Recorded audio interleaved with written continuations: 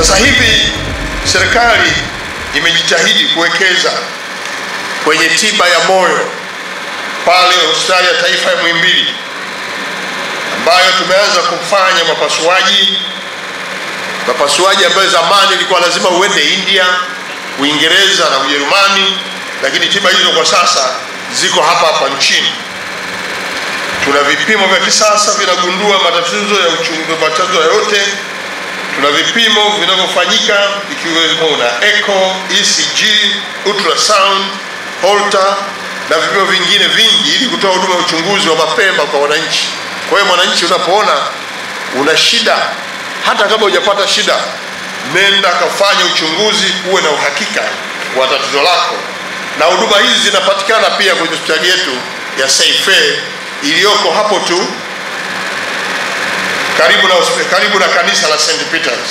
Mafanikio haya yanaonyesha dhamira ya wazi ya serikali ya awamu ya 6 chini ya Mheshimiwa Dr. Samia Suluhu Hassan katika kuhakikisha Watanzania wapata huduma za afya, iwe ni hospitali za serikali au hospitali binafsi na taasisi mbalimbali ikiwemo za dini. Na swala la gharama limeendelea kufanyiwa kazi, na nashukuru kwamba hospitali zetu hizi sasa gharama zinaendelea kushuka chini. Hili ni jambo muhimu. Nataka niwapongeze pia Seife kwa kupunguza gharama nyingi kwenye maeneo mengi. Shirika la Afya lilipofanya utafiti, 71% ya vifo vyote duniani vinasababishwa na magonjwa yasiyoambukiza ambayo ni magonjwa ya sukari, moyo na shinikizo la damu.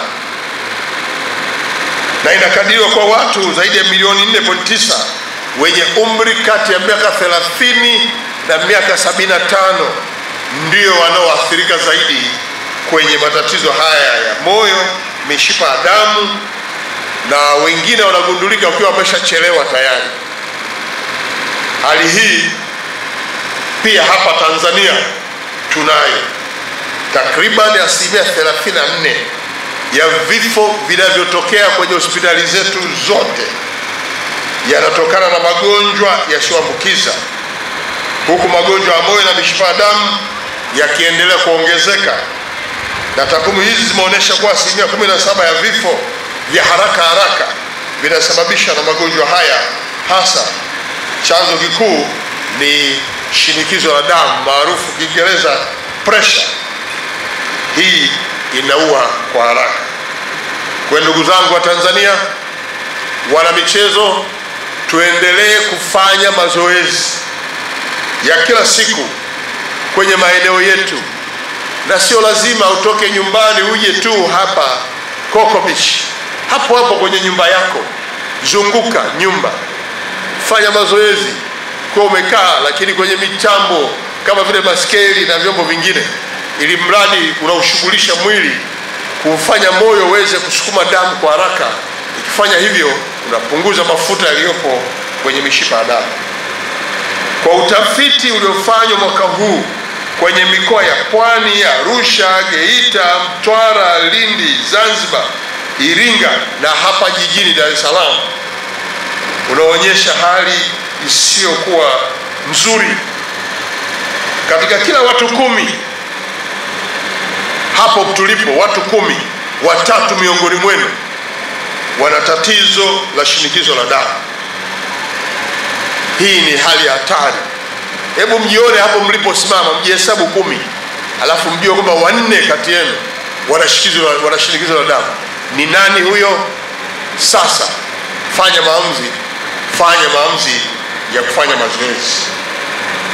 Takwimu hizi zinatoa ujumbe kwamba magonjwa haya yasiyoambukiza yana shida kubwa na ndio yanaweza kutuua kwa haraka sana.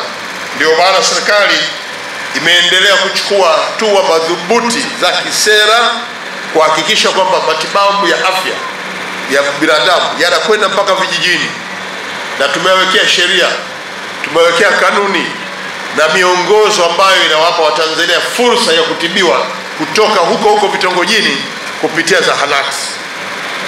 Tumepeleka madawa, wataalamu, vifaa tiba ili kuokoa maisha ya Watanzania, lakini bado haitoshi, kwa sababu wengi tuna ile hali ya kubweteka, hatufanyi mazoezi.